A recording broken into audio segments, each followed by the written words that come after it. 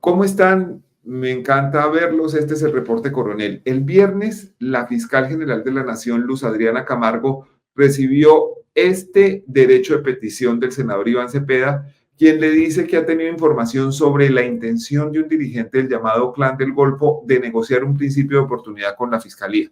Aquí viene lo más interesante. El senador Cepeda dice en esa comunicación que ese principio de oportunidad lo está pidiendo a cambio de, abro comillas, entregar información para implicarme falsamente en acciones ilegales. El reporte supo que el dirigente del Clan del Golfo, que supuestamente adelanta esos acercamientos para intentar un principio de oportunidad, es Giovannis de Jesús Ávila Villadiego, mejor conocido por su alias, Chiquito Mal.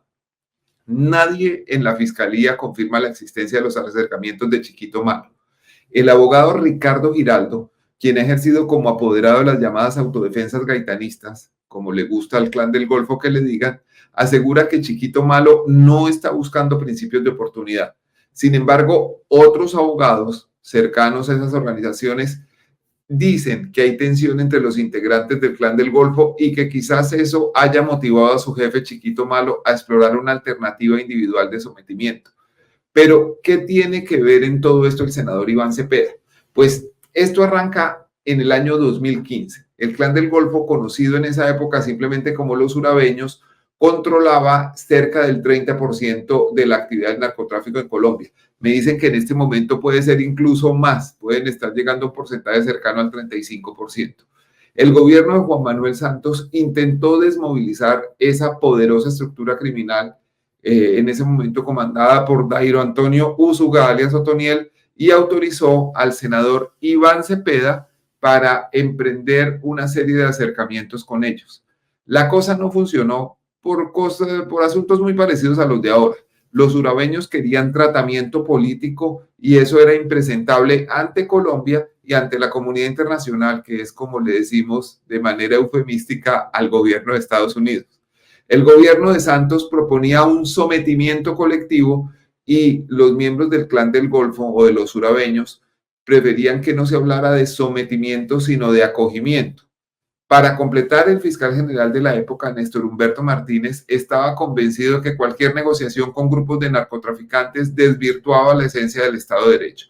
La cosa terminó dañándose. Otoniel, que era el jefe de los urabeños del Clan del Golfo, fue capturado en el gobierno de Iván Duque en circunstancias que siguen suscitando interrogantes y después lo extraditaron cuando empezó a hablar de sus aliados.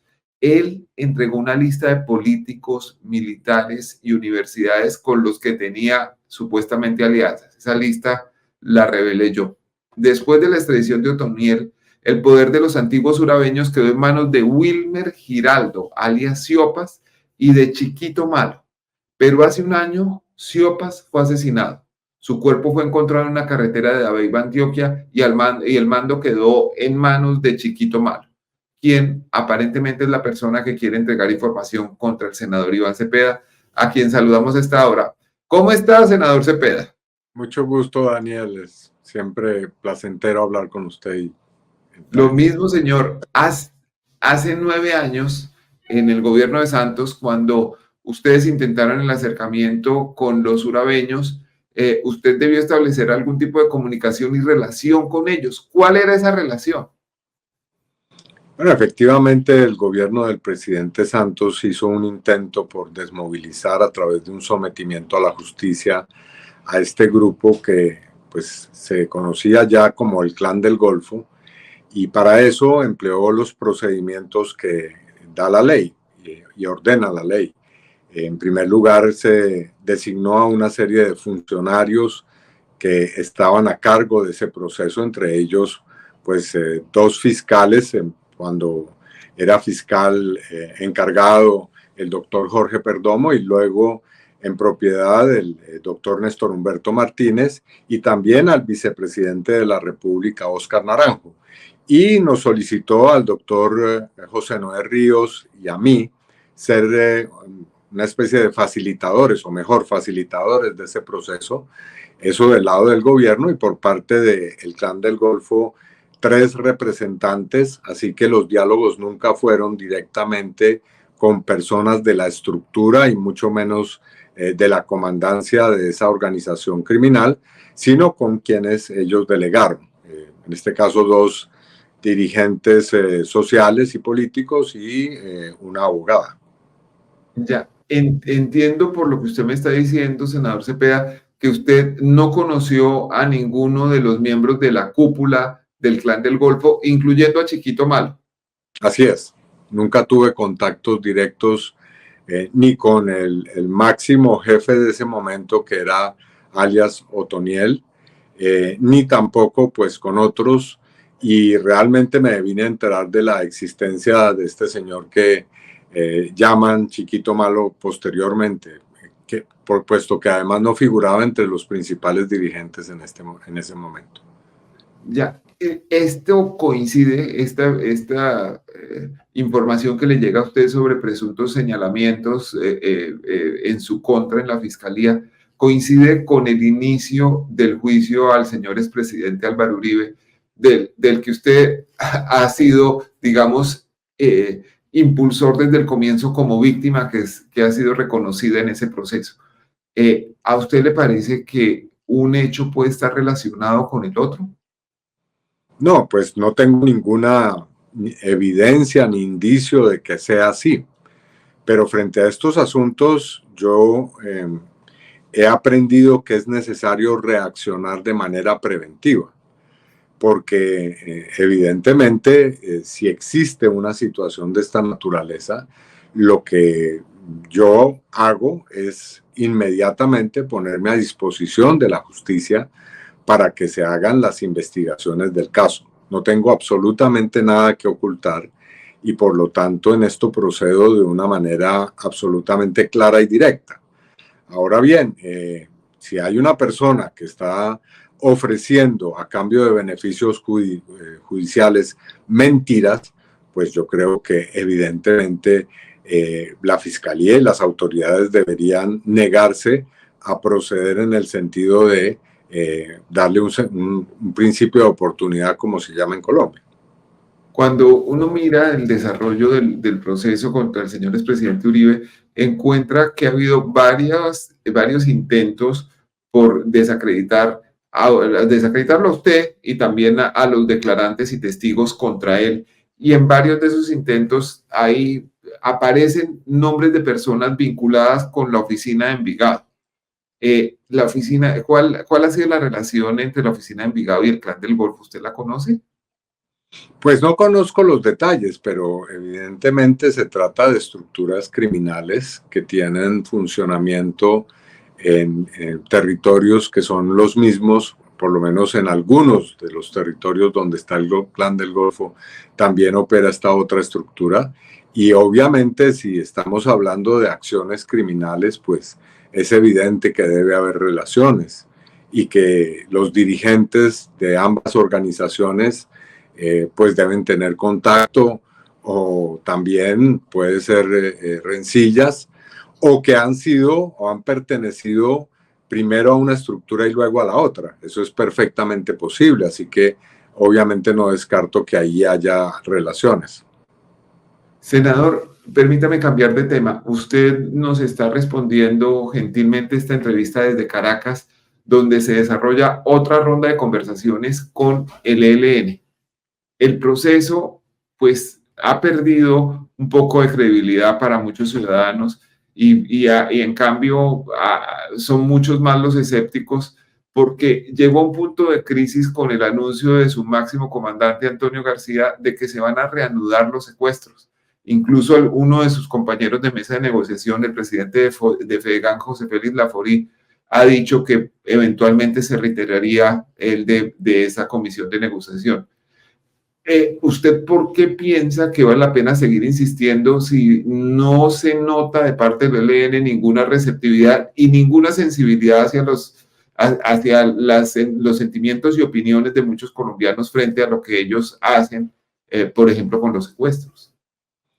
Bueno, yo creo que sí hemos tenido avances en este gobierno que ha decidido emprender esta negociación de una manera absolutamente resuelta.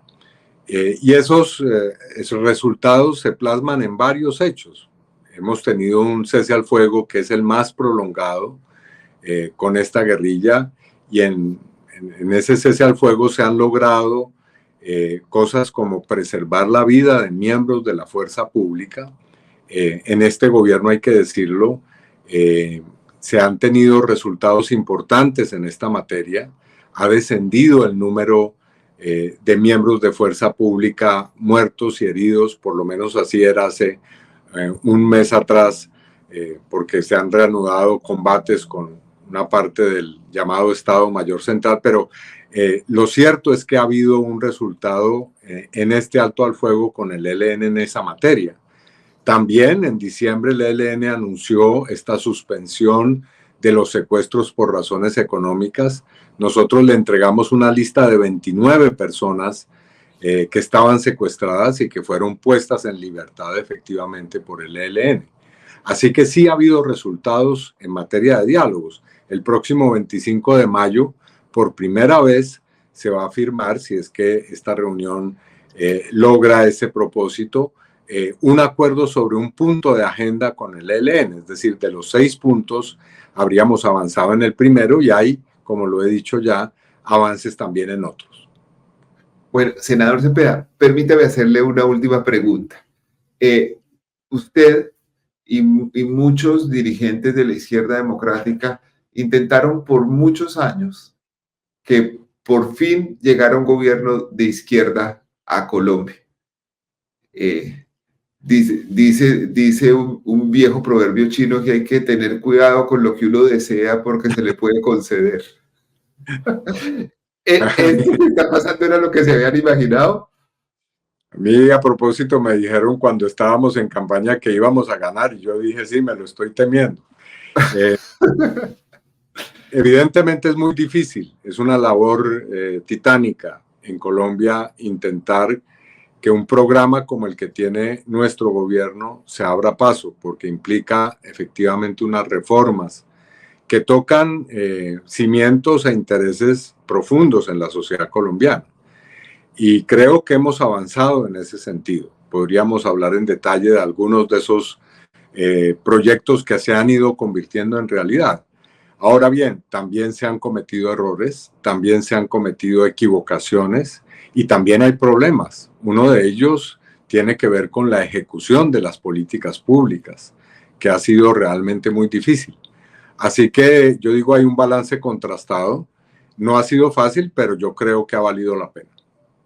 Sí, senador, pero hay una preocupación en muchos sectores sobre el respeto a la institucionalidad, sobre si el presidente Petro quiere poner la calle como un factor de poder, digamos, para ignorar las decisiones de las otras ramas del poder público, la del legislativo. Si le niegan una reforma, entonces él arma una manifestación grandísima que muestra que hay unas personas que están marchando a favor de su iniciativa y que eso deslegitimaría al legislativo. O si la Corte Constitucional determina que un trámite no fue llevado de acuerdo con la carta, pues que él también hace una manifestación y que eso de alguna manera reemplaza la carga institucional de los otros poderes públicos. ¿Usted ve eso con preocupación o no? No, yo creo que una cosa es el compromiso orgánico de ADN que tiene este gobierno con los sectores que lo han elegido y que le han dado un mandato. Pero otra muy distinta es que esa convicción lleve a violentar o a transgredir la Constitución, el ordenamiento jurídico legal y la división de poderes públicos en el país. El presidente Petro no ha tenido una sola actuación que demuestre o que pueda ser señalada como desconocer esos principios constitucionales y, repito, violentar los poderes y las instituciones públicas. Ha habido un respeto irrestricto a la oposición política, algo muy distinto a lo que nos tocó vivir a nosotros cuando fuimos oposición. Ha habido un respeto, digamos, importante de la fuerza pública a la ciudadanía. Se acabaron las manifestaciones en las cuales los saldos eran de muertos. y de heridos. En estos 2 años ha habido un respeto al derecho que ha tenido la oposición a movilizarse, y pues también se han organizado demostraciones en las cuales de manera pacífica se ha respaldado al gobierno.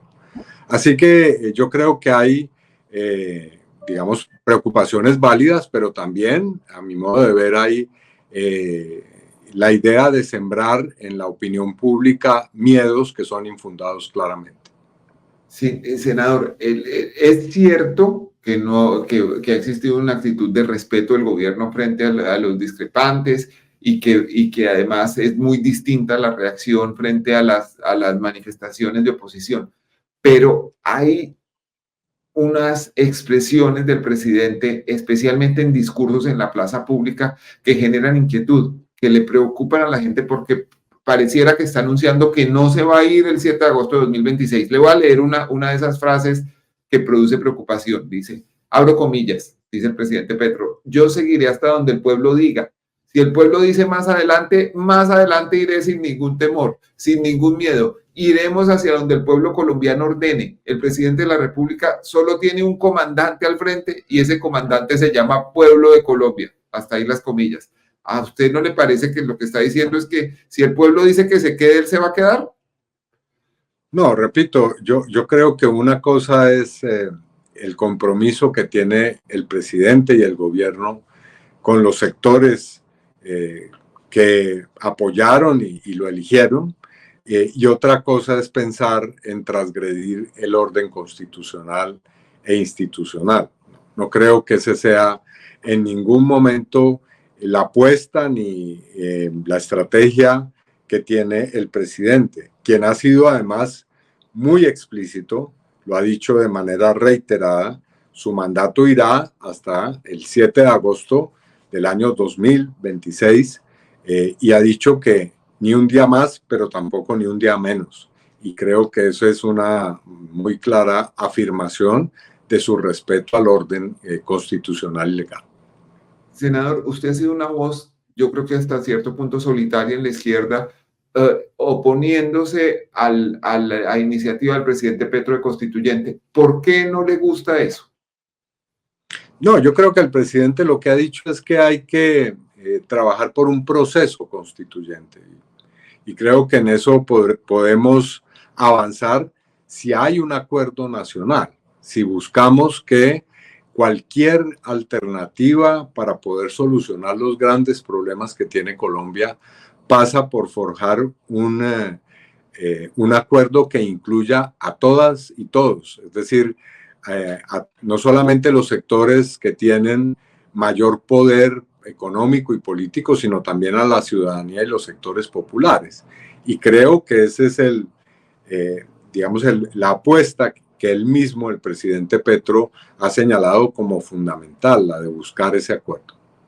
El tiempo no da, ¿no? Para hacerlo ni pareciera que la realidad política. Esta mañana mismo revelaban una encuesta que el presidente tiene el 31% de aprobación contra el 62% de los ciudadanos en contra.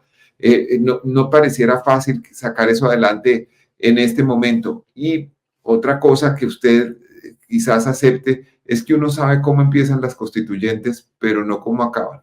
Usted está sentado en Caracas y sabe lo que estamos hablando. Sí, bueno, primero sobre el tiempo, el tiempo en política, bueno, esto puede sonar un poco relativizante, pero es también un poco relativo. En la política se pueden hacer en cuestión de horas o días cosas que han demorado décadas. Y voy a poner un ejemplo. En el proceso de negociación de paz que se hizo con las FARC, en casi 10 o 12 días se pudo avanzar en asuntos en los cuales no se había logrado avanzar en los años anteriores. Y se pueden dar saltos. Y yo creo que la sociedad colombiana ha llegado a un punto para resolver sus contradicciones que puede en algún momento provocar un salto en la vida política. Creo firmemente en eso. Entonces, bueno, puede sonar difícil, puede sonar en un momento en que hay un nivel de polarización importante en la sociedad colombiana. Decir esto puede sonar ingenuo, pero yo creo que en Colombia ya han cambiado cosas fundamentales para permitirnos que podamos resolver eso si hay voluntad en cualquier momento. Pues muchísimas gracias al senador Iván Cepeda por esta conversación franca. Hay muchos aspectos de preocupación en los colombianos que seguramente tendremos que hablar. No es imposible que esos aspectos sigan preocupando a la gente en los próximos días, y a medida que la retórica del presidente se hace cada vez más afirmativa en la calle y en el pueblo, y que el pueblo es soberano, porque pues eso que tiene una lectura en los libros de cívica, sentirlo en una plaza pública y frente a lo que viene pasando en el país, pues tiene siempre interpretaciones más complicadas, ¿verdad?